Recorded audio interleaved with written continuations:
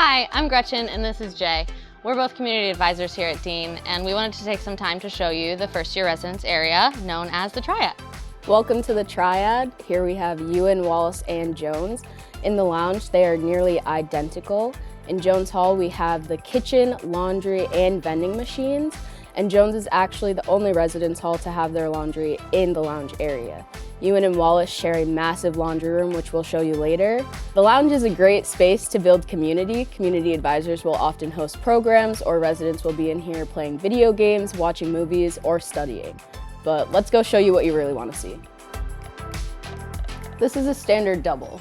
Each double room comes with 2 extra long twin beds, 2 desks and chairs, 2 dressers, and 2 wardrobes. This is how Paige and Melanie decided to decorate their double. I can't wait to see how you decorate yours.